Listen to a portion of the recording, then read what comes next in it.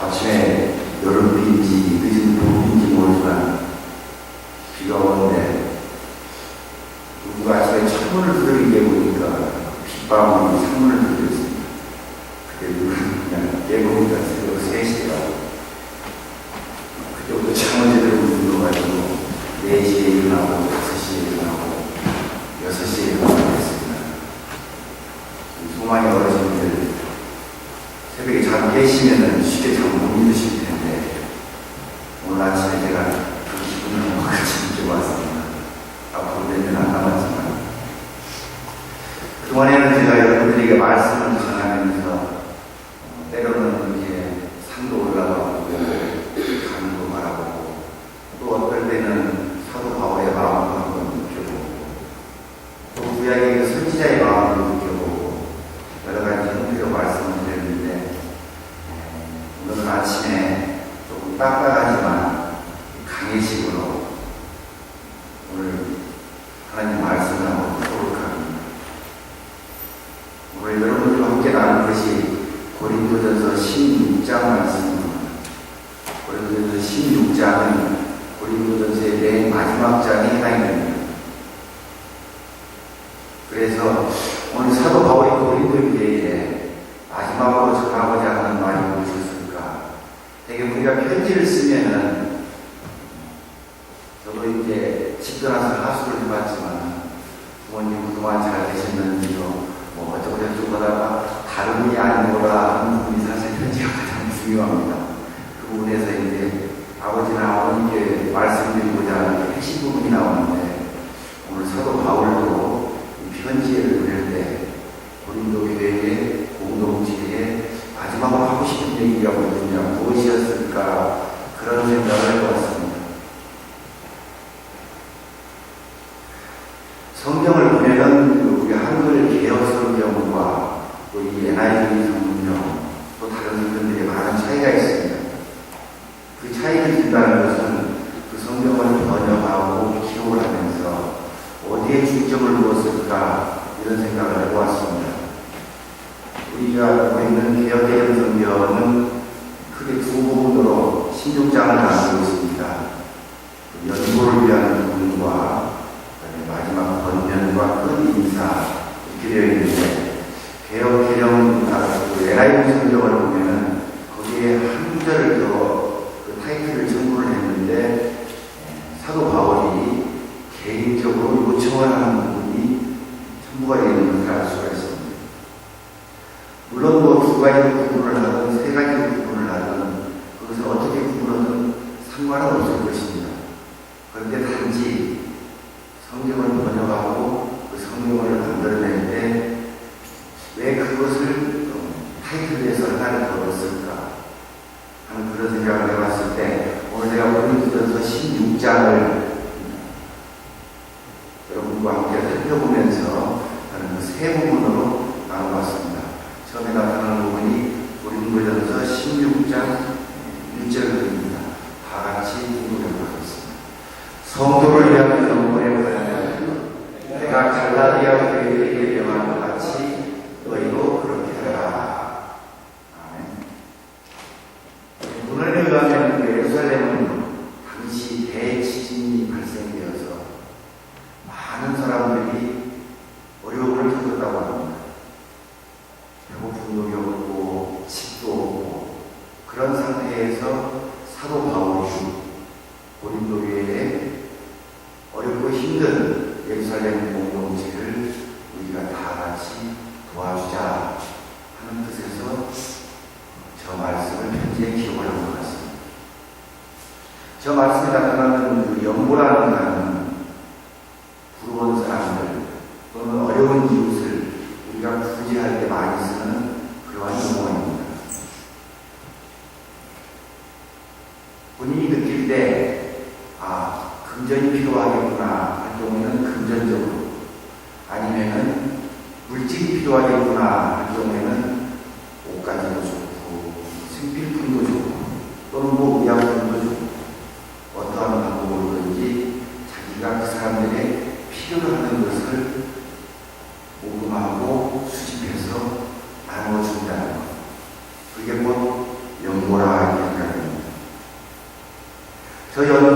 보면 때로는 구약에서는 그 성전에 나오고 성전세의 그런 기운도 있었고, 우리가 교회에 헌금하는 헌금, 그리고 11조, 그리고 때로는 구제에 사용되는 구제 기금, 그러한 모든 것들을 통틀어서 사용하는 통칭적인 문화라고 볼 수 있습니다. 그런데 이 연보는 어떤 단순한 구제나 도와줌이 아니라 한 교회의 통일성 또는 단일성 또는 사랑의 실천이다 하는 그러한 큰 의미를 가지고 있습니다. 저 연보 행위를 통해서 교회가 하나 되고 또 한 뜻을 향하여 나아가는 어떤 단일적인, 통일적인, 그리고 사랑을 실천한다는 어떠한 커다란 의미, 그런 것들을 가지고 있다고 볼 수가 있겠습니다. 이제 19일 후에는 우리 교회를 비롯해서 9개 교회, 약 60여 명의 인원이 니카라과에서 선교를 하게 됩니다. 선교가 하나님께서 주신 복음을 전파하는 가장 커다란 큰 대명제를 알고 있습니다. 그러나 그 복음과 더불어서 우리는 어렵고 힘든 그 이웃들과 함께 나눈다는 사랑의 실천의 의미도 있습니다. 그래서 비록 작지만 옷가지로 우리가 수집을 하고 또 의약품도 수집을 하고 또 그곳 어린아이들과 함께 나누며 그 아이들이 즐겁게 웃는 그 모습을 바라보고자 한 분도 가지고 가고 많은 준비들을 합니다. 이러한 것들이 비록 작지만 우리가 할 수 있는 최선을 다해서 준비도 하고 또 그것을 나누어 줬을 때 그분들이 기쁨을 가질 수 있고 우리의 어떤 여유를 그분들과 함께 나눈다는 것, 그것은 바로 사랑의 실천이라고 볼 수가 있겠습니다. 사실 우리 그레이 공동체가 그동안 9년, 10여 년을 이러한 선교를 통해서 사랑의 실천을 하였다는 것, 그거 하나만으로도 우리는 하나님과 함께한다고 볼 수가 있겠습니다. 요한일서 4장 11절, 12절 말씀을 보면 이렇게 쓰여져 있습니다. 사랑하는 자들아, 하나님이 이같이 우리를 사랑하셨은지 우리도 서로 사랑하는 것이 마땅하다. 어느 때나 하나님을 본 사람이 없을 때 만일 우리가 서로 사랑하면 하나님이 우리 안에 거하시고 그의 사랑이 우리 안에 온전히 이루어집니다. 사실 성경을 통해서 보면 하나님을 본 사람은 모세에게는 아무도 없습니다. 그런데 오늘 지금 본문 요한일서 4장 12절을 보면 하나님을 본 사람이 없는데 우리가 서로 사랑하면 하나님이 내 안에 거하신다 이렇게 말했습니다. 성경 전체를 통틀어서 상당히 좀 중요하다고 생각합니다. 우리가 하나님을 보기만 하면 죽는데 서로 사랑하고 서로 나누면 하나님께서 내 안에 계신다. 본 것을 넘어서 내 안에 계신다는 그 사실은 굉장히 중요하다고 생각합니다. 그렇게 크게 생각하는 것도 아닌데 안녕하세요. 김동훈 안녕하세요. 아이고 우리 최집사님 지금 DTS 훈련 가셔서 참 많이 힘드시겠구나. 우리 박 집사님은 가정을 어떻게 잘 이어가시나 전화 한번 걸어서 혹시 부족함은 없으십니까? 제가 도와드리고 있습니까? 그러한 사랑하는 마음을 가진 말만 전달을 해도 하나님이 내 안에 같이 거하신다. 나와 같이 함께 하신다. 저는 참 대단하다는 그런 생각을 갖습니다. 그래서 사도 바울이 우리에게 나눌 수 있는, 사랑할 수 있는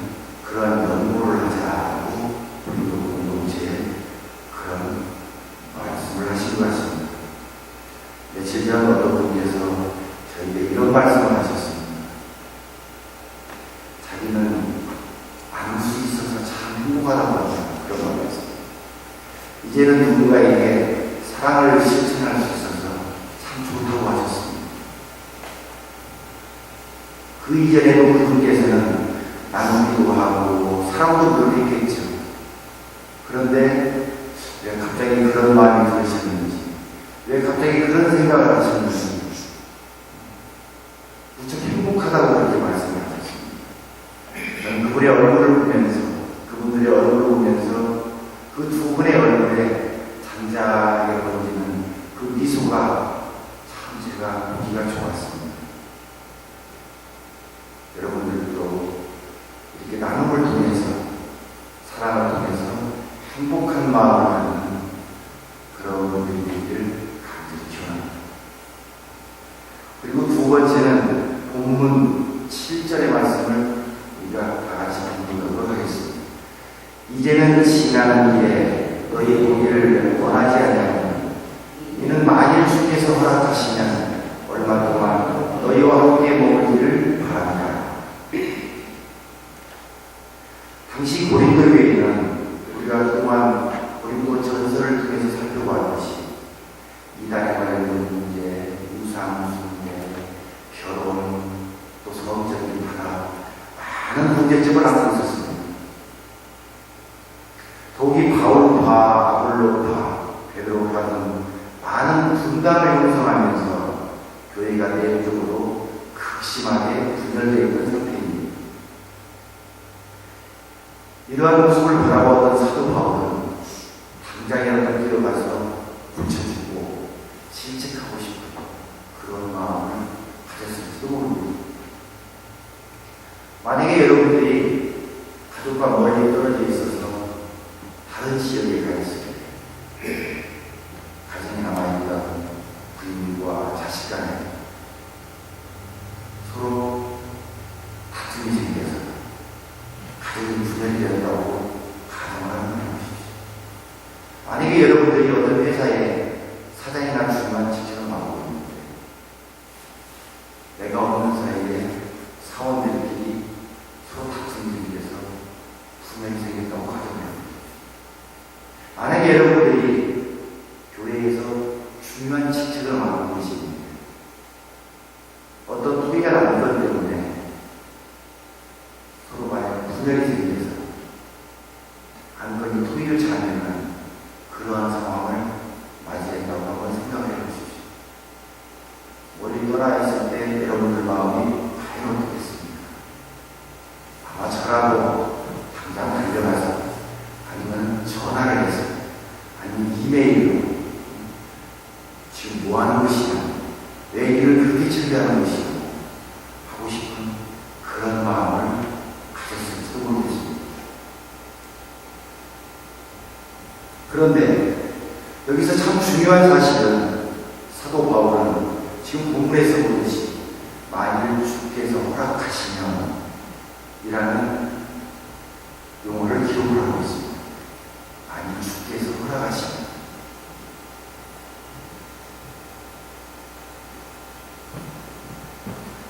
제가 기독교 사상사를 공부를 하면서 중요한 사실을 한 가지 느낀 것이 있습니다. 과거이나 고대교회라고 하면은 예수님이 승천하신 이후에,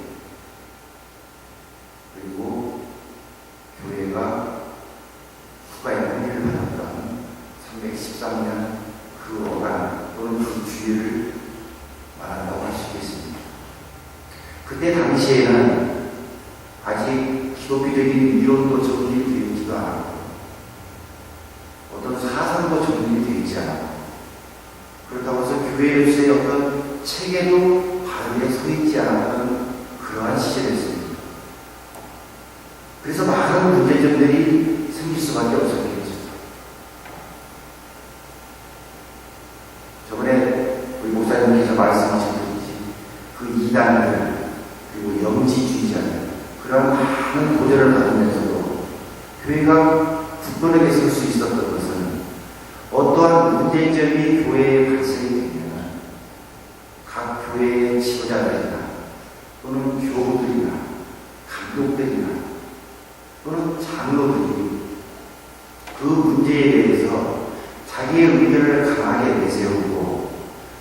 자기의 입장을 강하게 표현하기에 앞서서 시간이 1년이 걸렸던 5년이 걸리든 아니면 10년이 걸리든 인내하고 서로 기다리면서 그 문제점을 자연스럽게 해결을 해나가다는 것입니다.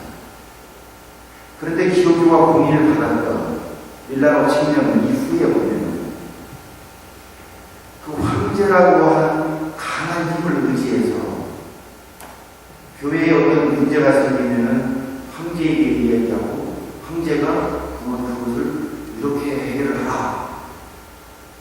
그렇게 결정을 해버리니까 서로 간에 어떤 협의를 한다든지 기도를 한다든지 기다린다든지 하는 그러한 절차를 밟지가 않았던 것입니다.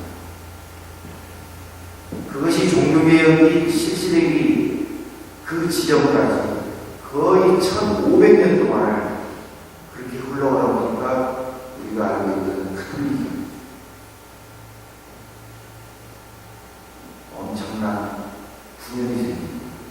부패가 되고 그러한 전철을 밟아올 수밖에 없었던 것입니다. 여러분께 참 좋은 거 하나를 제가 알려드리도록 하겠습니다.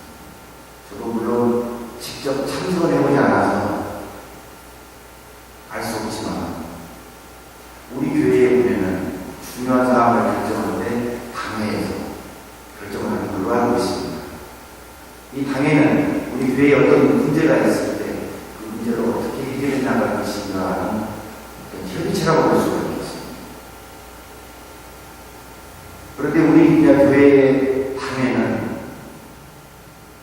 다른 어떤 교회들의 당회와 같이 서로 의견이 통일이 안 된다든지 어떤 입장이 발휘되지 않으면 투표를 하거나 아니면 과반수의 의견을 묻어서 결정을 하는데 지금까지는 우리 당회가 한 번도 그런 절차를 거치지 않고 서로 협의해서 어떠한 의견에 통일을 한다는 얘기를 잘 들었습니다. 저는 그 사실을 듣고 나서 참 좋은 거구나, 참 잘하고 있구나 하는 개인적으로 제가 그런 생각을 했습니다. 협의를 하지 않고 어떤 과반수의 의견을 묻는다든지 하면 그것은 어쩔 수 없는 다른 아니면 어쩔 수 없는 어떤 순종 이러한 방향으로 나갈 수 있는데 비록 내 입장이 있지만 상대방의 입장을 생각을 하고 존중해서 그래 내가 저렇게 하도록 해야 돼 한다면은 그것은 참 바람직하다고 하는 생각을 하고 있습니다. 여러분들이 지금 그런 좋은 교회를 다니고 계십니다. 그리고 지금 그런 좋은 교회에서 여러분들이 예배를 드리고 계십니다. 그러한 교회는 하나님이 보시기에도 참 아름다운 교회입니다. 비록 약간의 어려움이 따른다 하더라도 우리가 갈릴리 교회를 가지고 있고 또한 갈릴리 공동체의 일원이라는 것 여러분들은 이러한 것들에 커다란 기쁨을 가지시기 바랍니다. 다음 세 번째는 본문 13절에 기록된 말씀입니다. 다 같이 공동하도록 하겠습니다. 깨어 눈에 굳게 서서 남자답게 가거나. 이 구절에서 우리는 깨어라는 저 용어에 주목하지 않습니다. 이 깨어라는 용어는 단순하게 한 번에 그치는 어떤 깨우치냐, 깨어있으냐, 지속적으로 깨어있으라 하는 어떤 명령적인, 지속적인 명령의 성격을 가지고 있다고 합니다. 깨어있다는 것은 우리가 영적으로 자각을 하고 있다는 것을 볼 수 있습니다. 그 영적인 자각은 나의 모든 일상이나 나의 모든 마음이 항상 하나님과 함께하고 있다는 것, 항상 하나님을 내 마음에 담아두고 있다는 것, 그러한 의미를 가지고 있다고 볼 수 있습니다. 여러분 하루 중에서 하나님을 몇 번이나 찾으시고 아니면 몇 번이나 만나십니까? 10번, 100번.